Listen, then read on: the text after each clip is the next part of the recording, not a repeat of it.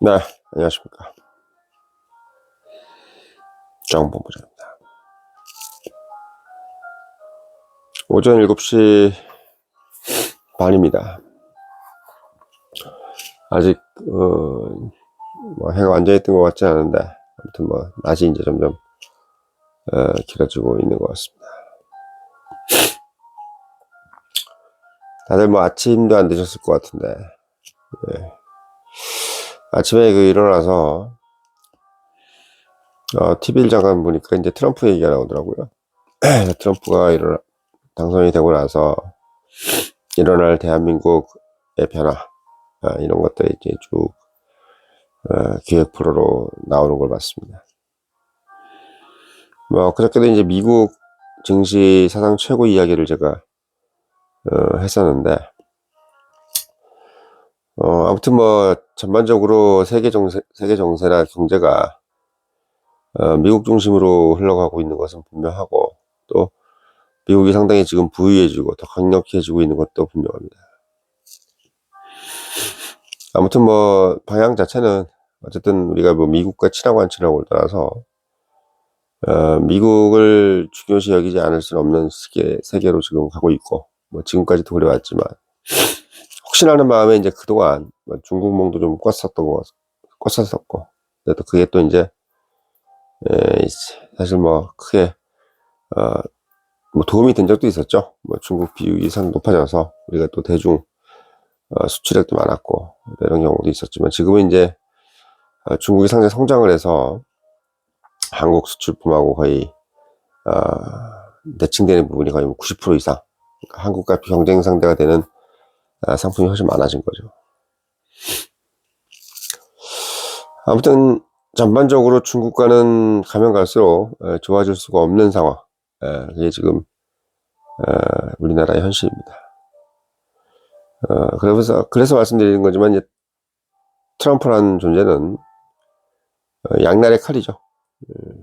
우리한테도 어려운 상대지만 중국에게도 어려운 상대고, 또 중국은 더 본인 자국의 규모가 크기 때문에 아무래도 트럼프가 더 신경이 쓰일 것이고, 또 지금 전반적인 경제 상황이 매우 안 좋기 때문에 아마 상당히 긴장을 하고 있을 겁니다.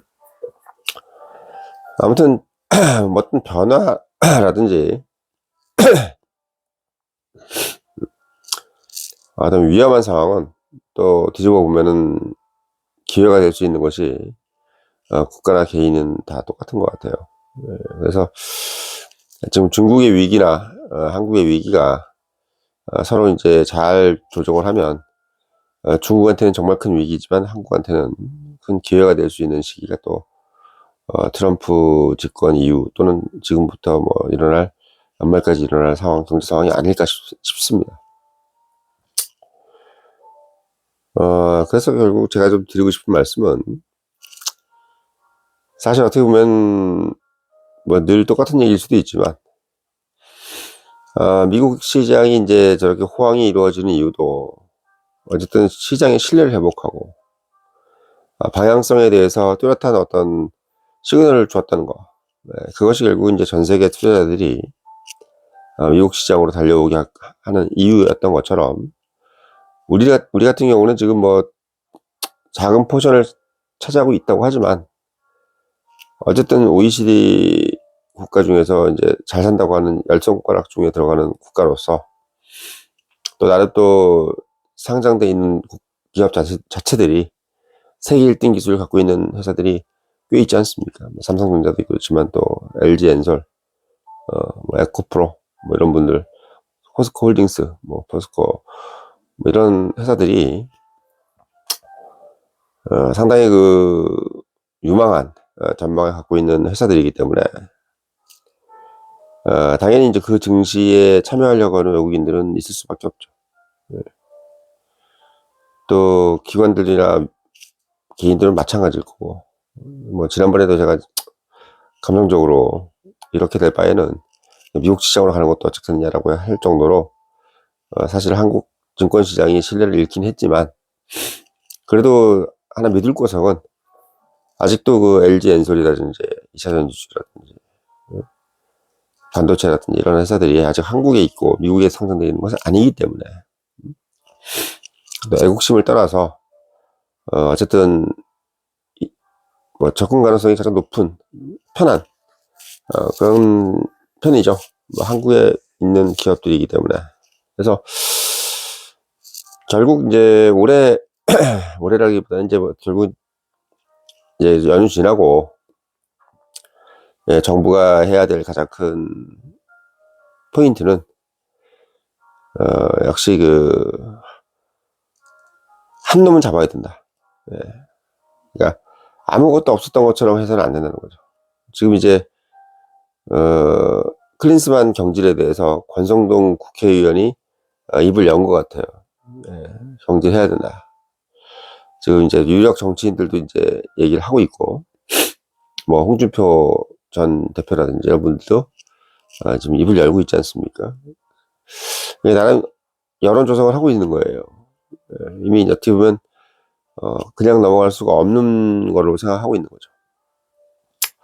마찬가지로 국내 어떤 뭐 공매도 관련된 대통령의 어떤 발언이라든지 지금까지 해왔던 뭐 공매도 금지, 공매도 전선화 관련돼서 좀 쏟아나온 얘기들이 많잖아요. 또 이복현 금융감독 원장이 뭐 깨진 유리 조각이네 뭐 하면서 이야기해온 것들이 상당히 많고, 그러니까 어떻게 보면 이제 이제 뭐 일어나겠다 이렇게 할 만한 그런 발언을 했는데, 거기에 이제 걸맞는, 보통 이제 그런 정도 얘기를 하면 그걸 듣는 사람들은 그럼 이제 앞으로는 이렇게 되겠다라고 이제 기대를 할 수 있는 기대치가 있잖아요. 근데 그 기대치에 걸맞는 어떤 내용이 결국 이제 상환기간 그리고 이제 담보 비율, 이 부분이 개인과 기관이 똑같아야 된다는 것을 이제 기대를 하겠죠. 그게 이제 어떻게 보면 가장 핵심인 것 같아요. 제가 많은 분들을 연휴 동안에도 뭐 차 한잔 하거나 뭐 소주 한잔 하면서 얘기 들어봤는데, 술은 많이 안 먹었습니다. 감기 걸려가지고. 근데 들어보니까 역시 다 똑같은 말씀을 하시는 거예요. 상환기간하고 담보 비율을 똑같이 해야 된다. 그것만 되면 모든 게 해결된다. 그리고 정 본부장님께서 이제 이야기하시는 1벌100개, 이것만 되면은 정말 어떤 시장의 어떤 그 질서가 빠르게 회복될 거다, 이렇게 이야기하시는 분들이 많았습니다.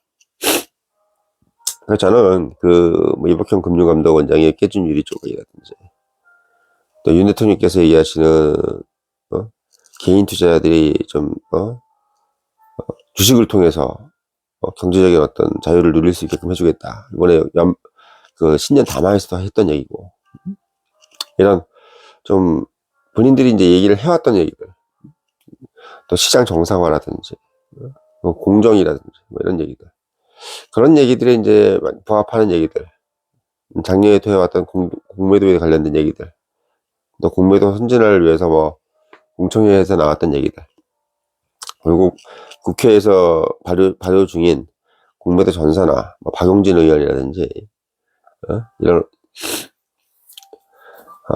등등의 이제 국회의원들이 올려놨던 전선화 또는 담보 비율, 그리고 이제 상환기간, 이런 것들에 대해서 개정안, 자본시장법 개정안에 대해서 한 얘기들을 연휴가 끝나고 나서는 다 이제 끌고 모아서 이제 현실화시키는 것이 이제 가장 핵심이다.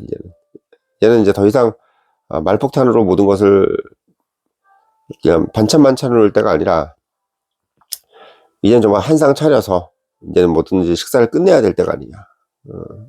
이제는 정말 식사를 끝내고 이제는 다시 모든 사람들이 잘 현업에서 열심히 일을 할 수 있게끔 그런 어떤 마무리를 지어야 될 때가 아닌가 하는 생각이 듭니다. 그래서 저는 지금 이야기 나왔던 것들은 다 이제 상환기간, 담보 비율 이런 것들은 다 빨리 전산화, 이런 거는 말대로 당연히 이루어져야 되고, 연휴가 끝나고 나서 새해에 꼭 당부드리고 싶은 거는 반드시 이제 불법 세력이 또 나오거나 적발이 됐을 때는 또 이제 유야무야 돼서는 절대 안 되는 거고, 이미 표천장을 준 뭐 신한증권을 다시 데려올 수는 없겠지만, 만약에 이제 향후에 또 이 문제가 된다고 하면 어느 회사든 간에 또 있을 거예요. 예, 워낙 이제 무분별하게 공모들을 하고 있기 때문에 또 있을 겁니다. 그래서 이제 그 부분에 대해서는 뭐 굳이 뭐 오래 기다리거나 뭐 이럴 필요도 없어요. 왜 그렇게 됐으면 이미 깨끗하게 된 거지. 만약에 정말 6개월, 7개월 지났는데도 뭐 아무도 안 걸렸다. 그러면 정말 그 정책이 성공을 한 거고. 근데 이제 그럴 일은 없을 겁니다. 그럴 일 없을 거니까 만약에 불법이 발견이 됐을 때는 그 중국에 이번에 임명된 우칭 이런 사람들처럼 브로커의 도살자 이런 얘기를 들을지언정 지금 있는 금융감독원장 또는 금융위원장이 반드시 그 일을 수행해 줘야 된다. 반드시 그 일을 수행해 줘야 돼요. 한국의 금융당국이 살아있구나. 한국 금융당국은 이제는 좀 다른 마인드구나. 이렇게 얘기가 나올 정도로 외국인들이든 기관이든 얘기가 나와서 이거 한 놈이 박살나는구나. 이거 정말 문 닫았구나. CEO 구속되고 그 실무자들 다 줄줄이 서그렁 차서 감옥에 들어가는 것을 이제 보는 순간 제가 늘 말씀드리지만 엘리트들은요 겁이 많아요. 엘리트들이 공부를 한 이유는 겁이 많아서예요. 검사가 된 이유가 뭐랬다 영화에 나오지 않습니까? 자기가 겁이 많아가지고 공부 열심히 해서 검사했다는 얘기 나오지 않습니까? 농담 삼아 그 사생결단인가 거기 나오잖아요. 그런 것처럼 엘리트들은 겁이 많단 말이야. 한 대도 맞기 싫어하는 사람들이기 때문에. 왜냐면 이 사람들이 한 대 맞고 엎어쳐서 코피 질질 터지고 있는 것을 보는 순간 절대로 그 불법 할 수 없습니다.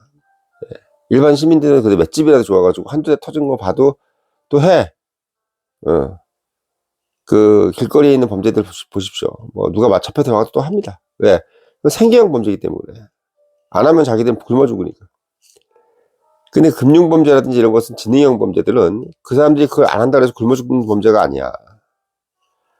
근데 자기들이 굶어 죽지도 않는 일을 가지고 전과자 되고 전재산 다 털리고 감방에 들어가서 몇 년 살 거라 생각하면 그거 할 사람 한 명도 없습니다. 예. 그거 안 해도 먹고 살 수 있다고 생각하기 때문에 가족들이 말려요. 예, 말려. 여보 그 애들 전과자 자식 만들려고 그래? 지금도 우리가 먹고 살만한데 뭐하러 그렇게 위험한 짓을 해가지고 가족들을 힘들게 만들어? 이렇게 욕먹어요 마누라한테. 욕먹습니다. 오히려 그 누구야 그 미국 사례처럼 그 공모하다가 잘못하면 과징금 몇 배 그 포상금으로 주잖아요. 그런 것처럼 해서 그 사장이 시키면 몰래 저기 금융감독원 전화해가지고 신고해요. 그것만 제대로 한 건 두 건만 제대로 처리되는 거 알면은. 그래서 저는 올해 그 연휴 끝나고 나면 그 윤석열 정부에서는 지금 이루어졌던 얘기들을 다 뿌려놨던 이야기들을 빨리 다 하나씩 다 실현화시키고 가장 중요한 거는 이제부터 일어나는 금융 불법 사례들, 금융에 대한 불법 사례들을 절대로 그냥 넘어가면 안 되고 일벌백계 해서 우리 그 금융범죄, 지능형 범죄들이 다시는 일어나지 않게끔 하는 그런 어떤 쉴드를 쳐서 그런 가이드라인을 쳐서 이 사람들이 그냥 자정화되는 스스로 깨끗해지는 그런 모습을 보여주면 한국의 나라는 저번에도 말씀드렸지만 바뀌려면 또 금방 바뀌는 민족이잖아요. 언제 바뀌었냐는 식으로 금방 바뀌어. 고려시대 때 고려가 무너지고 성리학을 언제부터 만들었다고 그렇게 무슨 선비의 나라처럼 500년을 산 나라가 우리나라입니다. 고려시대 때 그렇게 도덕이 물러나고 그랬다고 그러더라고요. 근데 그게 우리나라가 사실 그렇게 뭐 성리학 막 그렇게 오랫동안 한 나라도 아니에요. 신라 1000년, 고려 500년, 1500년을 소위 얘기해서 조금 편안하고 자유롭게 산 나라가 우리나라입니다. 근데 조선시대 500년 동안 뭐 성리학이나 뭐네 해서 이제 예절을 지키고 이랬던 나라가 또 우리나라예요. 그러니까 지금 우리의 기억은 조선밖에 없잖아요. 그만큼 우리가 잘 바뀌는 민족이야. 뭘 좀 하자. 특히 그 지식층들이 뭘 좀 하자 그러면 금방 바뀌는 민족입니다. 마찬가지로 지식층이 아무것도 움직이지 않고 리더층들이 아무것도 안 하면 다 안 바뀌는 민족이 우리 민족이에요. 아무리 뭐 해도 안 바뀌는 겁니다. 그래서 결국 우리나라는 리더가 중요한 민족이야. 리더가 좀 하면 또 따라 해요. 대표적인 게 새마을운동 아니겠습니까? 리더가 정신 차려서 타의 모범을 보이고, 일벌백계하는 모습만 보여주면 대한민국 금방 금융성장이 됩니다. 대한민국이 60년 만에 이렇게 경제적으로 성장이 될 거라고 생각한 지금 70년대, 60년대 학번들은 없었다고 그래요. 대한민국 60대, 60년대, 70년대 학번들이 저 만나면 하시는 얘기가 그거야. 자기는 대한민국이 이디오피아 때와 대한민국이 지금 이렇게 미국처럼 선진국 되는 걸 다 보니까 너무 좀 황당하다, 이거 황당해. 어렸을 때 봤을 때 대한민국은 이디오피아였는데 지금은 어떻게 잘 살 수 있느냐. 자기가 생각해도 신기하다 이거야. 근데 그거의 핵심은 뭐였다? 다 그 얘기예요. 60대, 70대 할아버지들이 하는 얘기가 리더의 실력이 없고 리더의 어떤 자질이었다 이거지. 그 국민의 힘 자체가 뭐 모자랐다 이게 아니라 그만큼 리더가 중요했다는 얘기야. 리더가 그러니까 좀 온당치 못하고 뭔가 이게 좀 그때 맞게 처신을 못했기 때문에 대한민국이 뭐 나라도 팔리고 국권도 뺏기고 여러 가지 임진왜란이니 병자호란이니 이런 전쟁도 일어나고 그래서 국민들이 힘들고 이렇게 했던 것처럼 또 리더가 정신 똑바로 차리면 아무리 거지같이 살더라도 바로 선진국이 되는 그런 것을 자기들은 목도했다 이거지. 그러니까 그럴 때마다 나오는 것이 결국은 일벌백계입니다. 일벌백계. 읍참마속이 지금 한국 가장 필요할 때야. 읍참마속. 대한민국의 가장 아쉬운 점이가 가장 안 되는 부분이 바로 뭐냐면 정실, 연줄. 너가 내가 누군데 이런 거. 내가 너하고 어떤 사이인데 이런 것들만 우리가 만약에 조심하면 대한민국은 금방 선진국 돼요. 근데 그것이 안 돼서 자꾸 카르텔 자꾸 돌봐주고 그러면서 대한민국이 안 되는 거야. 대한민국이 지금 언론계니 이런 것도 우리가 언론이 제대로 지금 뭐 특히 우리가 지금 요즘에 질타 많이 하고 있는 게 언론이잖아요. 이 언론이 재정장을 못하는 이유가 옛날에는 한 3, 40년 전만 해도 언론이 막 비판 기능이 있었어. 뭐 동아일보네, 한겨레네, 뭐 조선일보도 마찬가지지만 다 상당히 다 비판 기능이 있었고 아무리 무슨 뭐 조선이 뭐 이렇게 어디 여당 신문 그렇지는 않았어요. 거기도 막 무슨 차떼기니 뭐니 나오면 대서투필하고 뭐 막아주는 이런 거 없었단 말이야. 근데 어느 순간부터 이상하게 특히 경제신문들이 보면은 이 말이 경제신문이 너무 대기업이라든지 기득권들 이런 데를 너무 이제 옹호하는 개념으로 가고 있는 것이 또 문제야. 조중동도 조중동이지만 그러니까 마치 이제 어떻게 보면 언론사들이 뭔가를 발굴해서 비판하고 이런 기능을 하는 게 아니라 침소봉대 작은 것을 자꾸 크게 만들어서 과장해서 보도해주고 별것도 아닌 것들을 되게 크게 뭐 잘한 것처럼 얘기해주고 그리고 또 잘못한 거는 또 오히려 감추고 그러면서 뭔가 우리가 이제 이 사회가 야 이거 일벌백계 해야 된다 이거 신한증권 이거 문제 있다 라고 이거 보도해주는 신문 봤어요? 그때? 한 번도 못 봤잖아. 그러니까 지금 제가 요구하는 이 일벌백계 할 수 있는 이 상황이 되려면 언론사가 그걸 도와줘야 돼요. 언론사가. 왜냐하면 지금 금융감독원장이나 금융위원장도 내가 이걸 뭐 일벌백계 하려고 하는데 신문에서 아무도 얘기 안 해. 그 사람이 뭐가 약간 뜬금없는 짓을 하는 것 같은 느낌이 드는 거야. 신문에서 욕도 안 하고 하는데 내가 괜히 뭐 그걸 뭐 해서 들쑤실 필요 있나? 그건 또 반대로 언론에서 아니 뭐 아직 혐의도 입증 안 된 것들 그리고 약간 뭐 개념이 오락가락하는 것들을 왜 금감원에서 미리 뭐 개인 투자자들이나 유튜버 말만 듣고 징계를 하느냐 뭐 이렇게 얘기가 나올 수 있을까봐 벌벌 떠는 거예요. 그러니까 미리 어떻게 보면 매일경제신문이라든지 한국경제신문 이런 경제지에서 야 이거는 공정사회에서 아주 자본주의 논리에 위반된다. 이건 어떻게 보면은 개인 투자자들만 손해보는 기울어진 운동장 아니냐. 신한증권 이거는 분명히 잘못된 행동이다. 라고 이렇게 대서특필해서 글을 써줘야 금융감독원장도 힘이 나고 뭐 할 텐데 이건 뭐 경제신문은 당연한 거고 오히려 옹호하고 있고 조중동 이런 데서도 욕을 안 하고 더더군다나 한겨레 같은 데서도 뭐 비판을 그렇게 했던 데, 경향신문 이런 데 모아서 또 제가 지난번에 말씀드렸지만, 전혀 그거에 대한 비판을 하고 있지 않다는 게 문제인 거예요. 않다는 게. 그러니까 저는 이 일벌백계하고, 자본시장에서 어떤 불법 금융행위를 뭔가 이렇게 일벌백계할 수 있는 분위기를 만들어준 것에 가장 중요한 어떤 기능을 하는 사람들이 바로 언론기관이야. 근데 대한민국에서 언론기관들이 소위 여기서 뭐 기레기네 뭐네 이런 얘기 들으면서 이렇게 욕먹는 이유도, 아니 언론 신문사 되는 것은 우리가 소위 얘기해서 돈 좀 못 벌더라도 사회에서 바른 소리하고 소금하고 빛이 되는 역할을 하라고 이렇게 한 건데, 이건 뭐 그냥 다들 그냥 대기업 저기 해주고 어디가 끝나면 대기업 같은 데가 홍보 임원으로 가는 생각만 하고 있고, 어디 뭐 술 한잔 얻어먹고 이렇게 하려고만 하고 있으니까, 이 언론기관들이 보면은 언론사들이 뭘 비판하는 사람들이 아니라 그냥 뭐 대기업 청탁 용역이야. 대기업 용역이라고 보면 돼요. 지금 대기업들 용역, 카르텔들 용역이 바로 언론기관입니다. 기자들이라고. 그래서 저는 제가 그런 부분들을 조금 더 강력하게 언론기관들이 좀 해줬으면 좋겠다는 생각이 들어요. 그래서 제가 제목은 일벌백계 하면 금융시장 급속히 깨끗해질 거라고 이렇게 말씀을 드렸는데, 저는 그 공을 금융감독원이라든지 금융위원장한테만 돌리는 게 아닙니다.